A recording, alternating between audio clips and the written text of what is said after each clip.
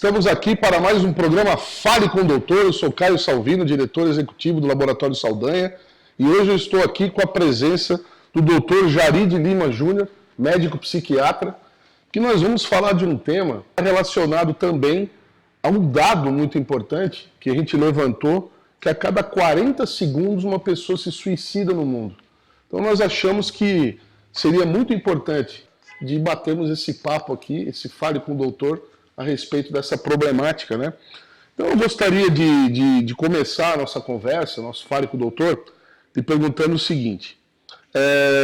A gente sabe, através da mídia, através do que a gente já assiste, documentário, etc., que o Ministério da Saúde ele preconiza alguns sinais e que as pessoas devem prestar atenção em com quem elas convivem, em algumas mudanças de comportamento que são hoje talvez mais estudadas e mais evidentes, né, pela própria medicina.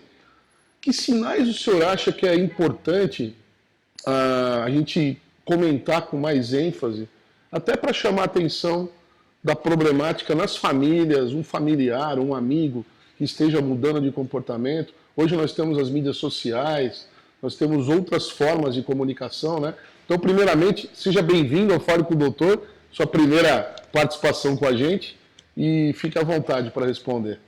Então, muito obrigado pela oportunidade de estar aqui conversando um pouco sobre saúde mental. Muito obrigado, Caio, muito obrigado ao Laboratório Saldanha, uma boa tarde a todos. E realmente hoje a questão do suicídio está em ênfase porque os dados estatísticos estão nos mostrando que cada vez mais as pessoas estão tentando ou cometendo suicídio, não é, Caio? Uhum. E isso requer mais estudos, requer mais atenção e dedicação dos profissionais da saúde e da sociedade como um todo frente a essa questão, né? Então, quanto aos sinais da tentativa ou da intenção suicida, é muito interessante que nós tenhamos em mente que o suicida, ele, em primeiro lugar, vamos desestigmatizar uma situação, certo. Caio. Uhum. É importante sabermos que aquilo que se dizia no passado, que quem quer se matar não avisa, certo. Não é verdade. Não é verdade. A pessoa que quer, que intenciona o suicídio, ela dá vários sinais. A gente costuma dizer aqui no Fale com o Doutor que nós estamos dando um carimbo mito. Pá! Carimbo, mito é verdade. Excelente. Isso é um mito, então. É um mito. A pessoa dá sinais. Dá sinais. Uhum. Dentre os sinais que a pessoa mais apresenta é a questão da tristeza, uhum. Do embotamento afetivo, do isolamento dos seus vinculantes, dos familiares, as abstenções ao trabalho.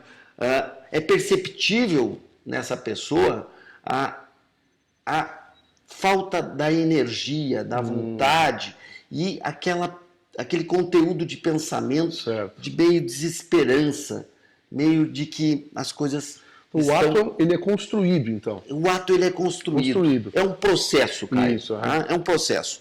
E isso em via de regra, tá? Porque certo. Também nós temos pacientes suicidas que são impulsivos, que são decorrentes de atitudes impulsivas. Certo. Isso ocorre em pacientes que são usuários de droga, claro. Em transtorno afetivo bipolar, né? Aquele paciente que tem surtos psicóticos. Então, esse ato ele também não demonstra tanto esses pródromos, né? Que são os pródromos dessa anergia, dessa hipotimia, desse isolamento, e de que várias vezes esse paciente suicida, ele chega ao vinculante, ao amigo, muitas vezes ao companheiro de trabalho, ou ao familiar, o pai, a mãe, ou aos irmãos, e de alguma forma ele demonstra, ele fala em morte, ele fala que talvez seja melhor eu estar morto do que estar vivo. Certo. Né?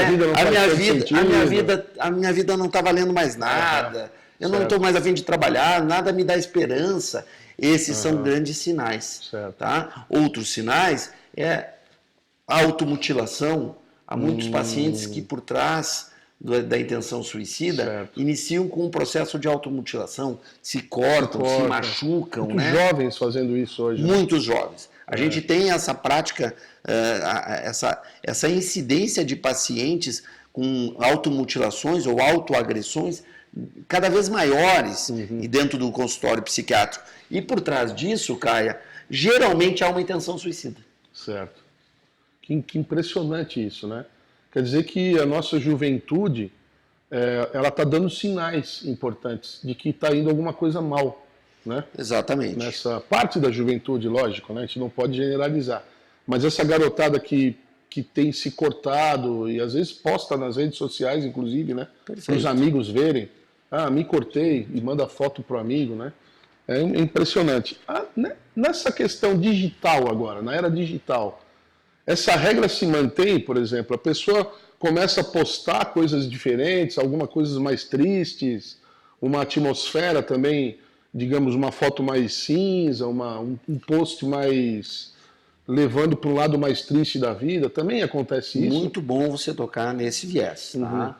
Muitos pacientes usam as mídias, né, a internet, para demonstrar essa nuance depressiva, essa nuance de desesperança, através de postagens em Facebook e outras, né?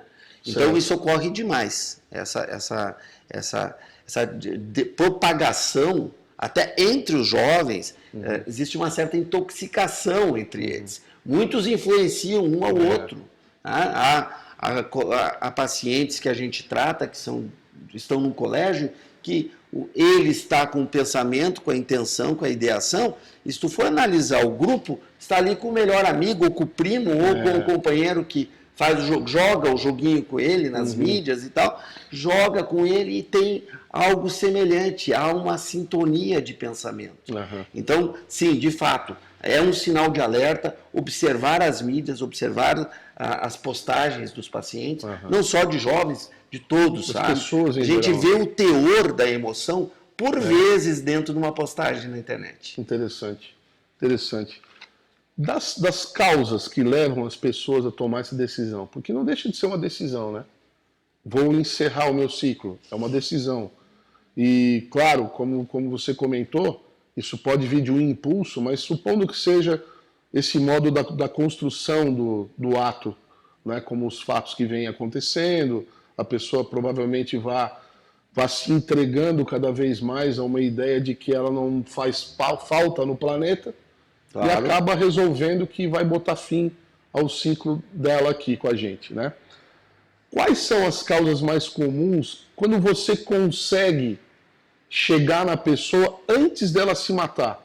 Então alguém provavelmente recomenda, ou algum familiar leva até o teu consultório, tem as emergências que você atende. Quando chega digamos, eu vou inventar um nome, você me perdoa, um pré-suicida, tipo, eu tô quase indo, cheguei no psiquiatra. Que causas eles relatam, assim, as mais comuns que você se recorda? Caio, as mais comuns estão o transtorno depressivo maior, né, com esses sintomas, com esses traços que eu relatei antes, né? Tristeza, perda de energia, isolamento, hipersonia, excesso de sono, né? Mas quando a gente consegue interceptar esse processo suicida, hoje, no Brasil, um país que nós temos que evoluir muito, avançar muito na questão da saúde mental, nós já estamos interceptando num estágio mais avançado. Certo. Muitas vezes esse paciente já tomou um monte de medicação, já fez uso de álcool ou drogas de uma forma assim bem descabida, já pensando no suicídio, e a gente tem esse paciente com inúmeros, sintomas muito floridos. Tá? Mas hoje os maiores causadores do suicídio são o transtorno depressivo maior, o transtorno afetivo bipolar, a esquizofrenia, o uso de drogas, porque o processo pode iniciar no uso da droga. Certo. As grandes frustrações também são processos iniciais do impulsivo da morte. Por exemplo, acabou um relacionamento, certo. Tá? Acabou um relacionamento de alguém que você gostava muito, foi lá, fez uso do álcool, pegou o teu carro, porque existem formas de se suicidar. Claro. Não é apenas a forca ou a bala, né, o tiro. Às vezes pode parecer até um acidente. Exatamente. Né? Essa pessoa, exatamente, é muito mais do que nós imaginamos.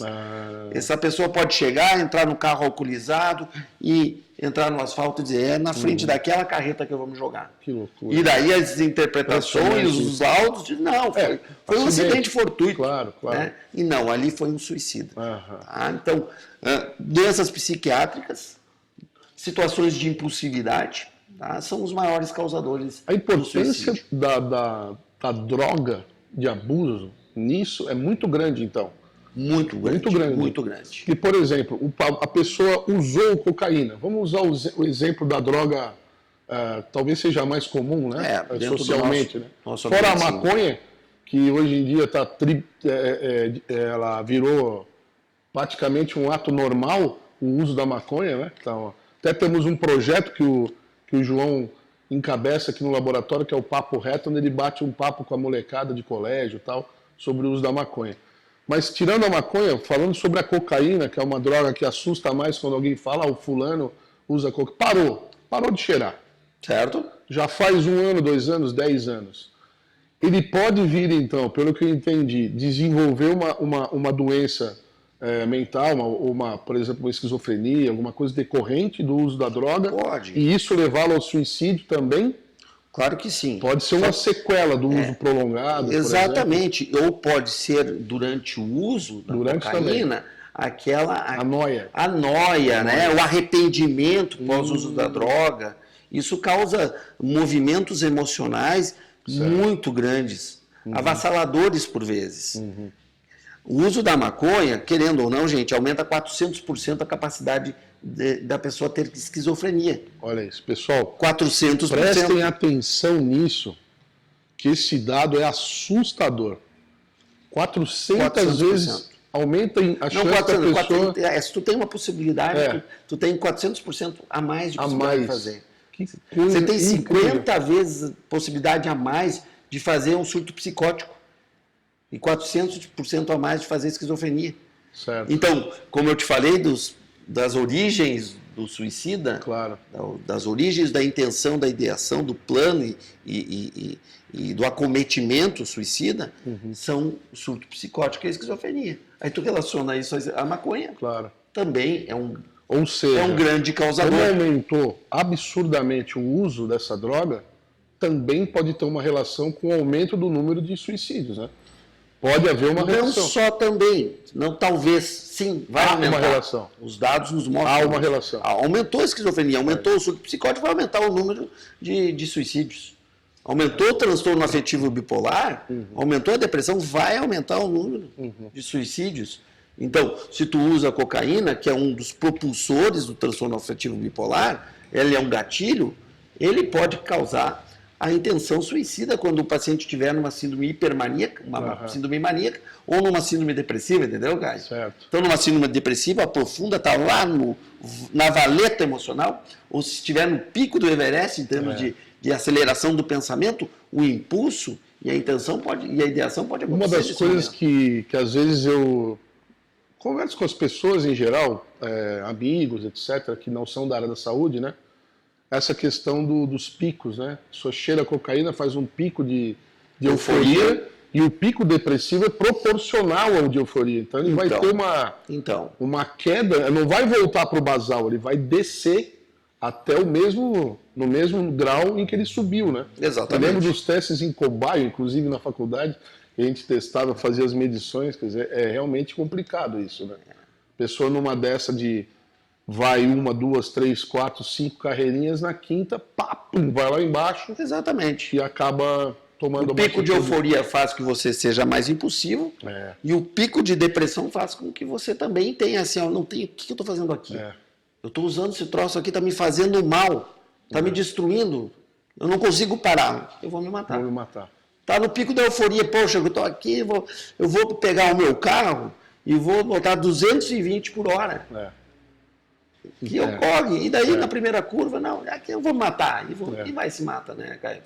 Então, o que ocorre no transtorno afetivo bipolar? A cocaína desencadeia muito essas oscilações de humor que te deixa à mercê da intenção e da ideação e do acometimento do suicídio.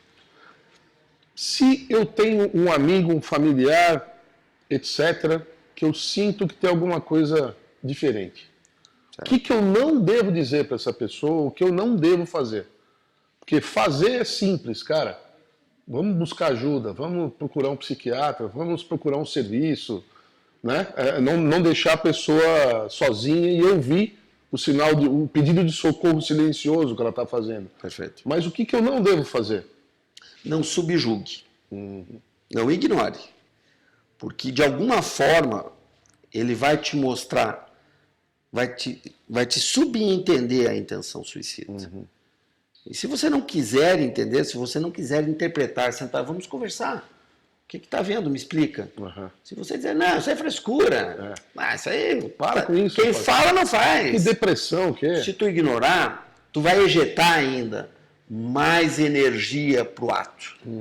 Então, primeira coisa, não ignore. Certo. Sente, olhe no olho, converse, reflita a situação, pergunte como é que tu pode ajudar. Certo. Se tu vê sinais, como eu te falei antes, de tristeza, de isolamento, né, de afastamento, de falta de energia, procure dar ajuda. Ofereça, vamos procurar um profissional, claro. Vamos ao psiquiatra, vamos tentar entender o que está acontecendo.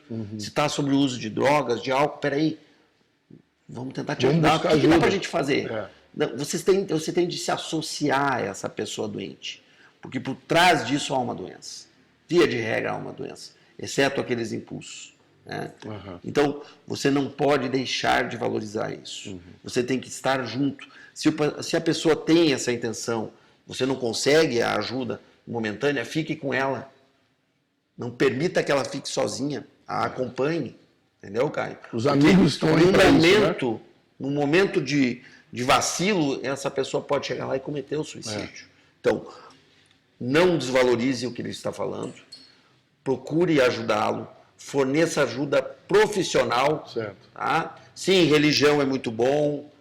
O somatório é positivo, né? Sim, a presença todos dos amigos, os paralelos é claro. muito bom, os amigos, os familiares. Mas, pessoal, leve ao profissional, faça uma avaliação. Às vezes é necessário intervenção medicamentosa, etc. Até uma internação, né? Para ajudar a pessoa a largar a droga, mudar de vida. É isso. Puta, olha, o assunto é tão legal. Vai longe, né? Vai longe.